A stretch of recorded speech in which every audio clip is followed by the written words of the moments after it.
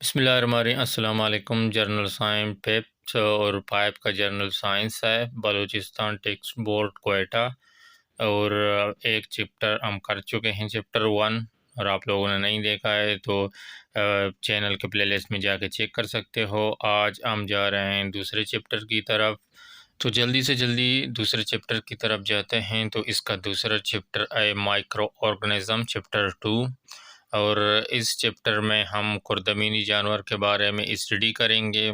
और ये याद रखें कि ये प्रिपरेशन चल रहा है जेवीटी, स्पेशली जेवीटी के लिए। और बलुचिस्तान जो एजुकेशन डिपार्टमेंट के पोस्ट आए थे, तो इनके लिए ये तैयारी का सीरीज़ चल रहा है। इसमें आपको 7वें, 8वें, 9वें और 10वें जमात के जर्नल साइंस एंड मैथमेटिक्स के सवाल मिलेंगे इस चैनल में। और दूसरे भी पेपर हम हल कर रहे हैं। किसी भी एग्ज़ाम के लिए जो पेपर होता है, पास पेपर, वो भी हलशुदा इस चैनल में आपको मिलेंगे। तो जल्दी से इसको शुरू करते हैं, इसका फर्स्ट सेकेंड चैप्टर को। इसका इम्पोर्टेंट सवाल एमसीक्यूज़ पार्ट है। और एमसीक्यूज़ पार्ट करने से पहले हम इसकी जो पूरे चैप्टर में ओवरव्यू करते हैं। इसके बाद इंशाल्लाह लास्ट में हम एमसीक्यूज़ पार्ट करेंगे, जो आप क्लियरली समझ सकोगे। और जो एग्ज़ामिनर जो एग्ज़ाम का सिलेबस है, उसके अकॉर्डिंग वो एमसीक्यूज़ उठाएगा इसी बुक से। तो सबसे पहले चैप्टर 2 का माइक्रो ऑर्गेनिज़म का इंट्रोडक्शन है। इंट्रोडक्शन के बाद व्हाट आर और माइक्रो ऑर्गेनिज्म है क्या? माइक्रो ऑर्गेनिज्म वो छोटे से छोटे जानवर हैं जो हम आम आँख से देख नहीं सकते हैं। इनके मुख्तलिफ़ किस्म के होते हैं, ये एनवायरनमेंट में मौजूद हैं। और इनमें यूनिसेल्यूलर और मल्टी सेल्यूलर दोनों में पाए जाते हैं, यानी कि एक कलवी वाला और कसीर कलवी वाला ये पाए जाते हैं। नेक्स्ट इसका है main group of micro organism. Micro organism के में हम ग्रुप के बारे में पढ़ेंगे। तो इसमें कौन से आते हैं? वायरस आता है, बैक्टीरिया आता है, फंगी आता है, इन्फेक्शन आता है। सबसे नंबर 1 पे वायरस है। वायरस क्या है? वायरस सबसे छोटा माइक्रो ऑर्गेनिज्म है, जो आम आंख से नहीं देखा जा सकता और आम टेलीस्कोप से भी नहीं देखा जा सकता है। वायरस को देखने के लिए इलेक्ट्रॉनिक्स माइक्रोस्कोप चाहिए। ये तकरीबन बैक्टीरिया से 100 गुना छोटा है और ये कंप्लीट एक सेल पर भी मुश्तमिल नहीं है। इसकी जो बॉडी है, डीएनए, आरएनए और प्रोटीन से मिलकर बना है।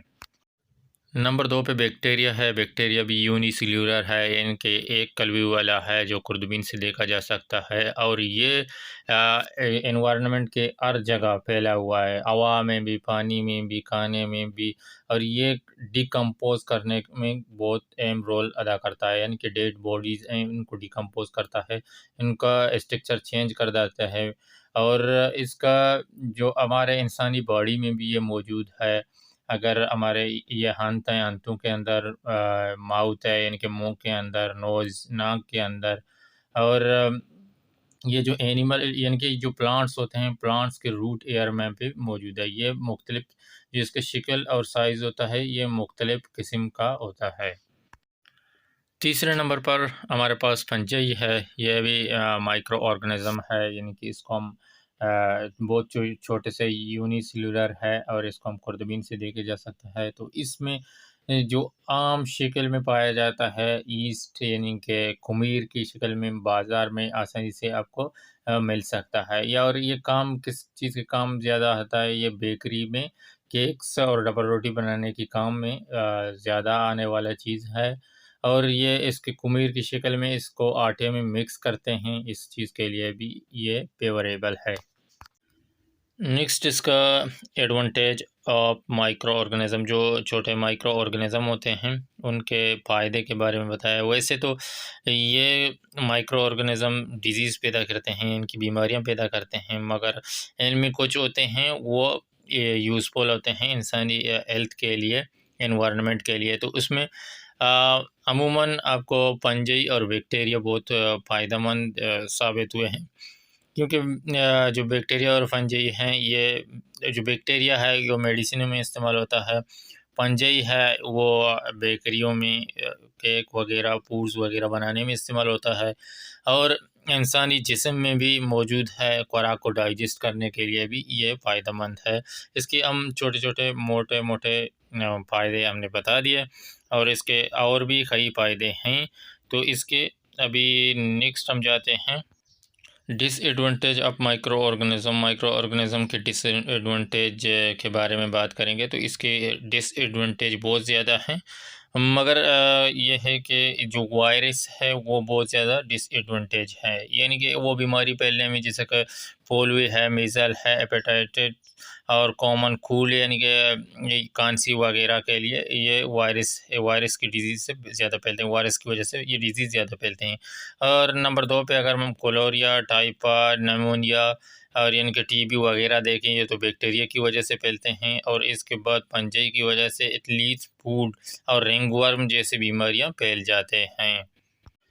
नेक्स्ट पार्ट है व्हाट इज़ इन्फेक्शन। इन्फेक्शन क्या है? जो डिजीज़ बीमारी फैलना काजेज़ होते हैं, बीमारी फैलने के काजेज़ माइक्रो ऑर्गेनिज़म होते हैं, उनको हम पैथोजन बोलते हैं। पैथोजन जब इंसानी जिस्म में इंटर होते हैं वो इम्यून सिस्टम पर हमला कर देते हैं, और ये इम्यून सिस्टम पर हमला करने के बाद जो हमारे जिस्म में वाइट ब्लड सेल होता है वो इनसे लड़ता है। तो जब ये जो माइक्रो ऑर्गेनिज़म हैं इनकी तादाद इंसानी जिस्म में बढ़ जाता है, और ये इंसानी जिस्म में इन्फेक्शन पैदा करते हैं, और इन इन्फेक्शन की वजह से इंसान को मुख्तलिफ़ किस्म की बीमारी हो जाता है। नेक्स्ट हमारे पास एक लिस्ट आ रहा है, इस जो टेबल की शक्ल में पूरे दिए हैं इन्फेक्शन हैं, इनके कॉजेज़ हैं, सिम्टम छोड़ो, इन्फेक्शन और इनके काजेज़ देखने हैं, क्योंकि हमें एग्ज़ाम की पॉइंट ऑफ व्यू से देखना है और इसको हल करना है। तो ये बहुत ज़रूरी है, इसको गौर से समझने की कोशिश करें। पहले हमारे पास कौन सा आ रहा है? कॉमन कोल्ड है, कॉमन कोल्ड यह है, आम खांसी वगैरह है। ये किस चीज़ से फैलता है? वायरस से फैलता है, ये याद रखने हैं। और नेक्स्ट हमारे पास है इन्फ्लुएंज़ा। इन्फ्लुएंज़ा किस चीज़ का है? ज़ुकाम है। ये किस चीज़ से? ये भी वायरस से। और नेक्स्ट मीज़ल्स है। मीज़ल किस चीज़ से? मीज़ल है खसरा को बोलते हैं, ये किस चीज़ से फैल रहा है? ये भी वायरस से। और इसके बाद हमारे पास है क्लोरिया। क्लोरिया है, क्लोरिया एज़ा है, पेचिश वो हम बीमारी है, ये बैक्टीरिया से फैलता है।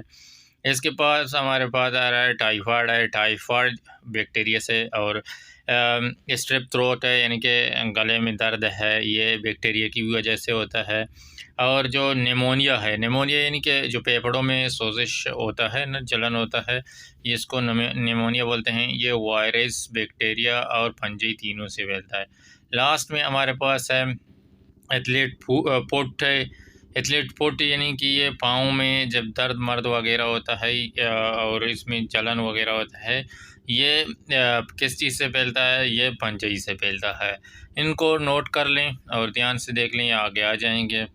नेक्स्ट जो सवाल है हमारे पास, एक्सरसाइज हैं, एमसीक्यूज़ करने हैं, ये बहुत स्पेशल है, इनको ध्यान से देखना है और समझना है, क्योंकि जो टीचर जेवीटी का जो पेपर है, सवाल यही एमसीक्यूज़ से उठाते हैं, तो ये एमसीक्यूज़ अच्छी तरह से देखना है। तो पहला इसका एमसीक्यूज़ है which of the following disease is caused by the fungi. तो कौन सा बीमारी है जो पंजई से फैलता है? तो ये हमने पिछले लिस्ट भी देखा है, अभी अभी उम्मीद करता हूँ कि आप लोगों को पता होंगे, याद होंगे।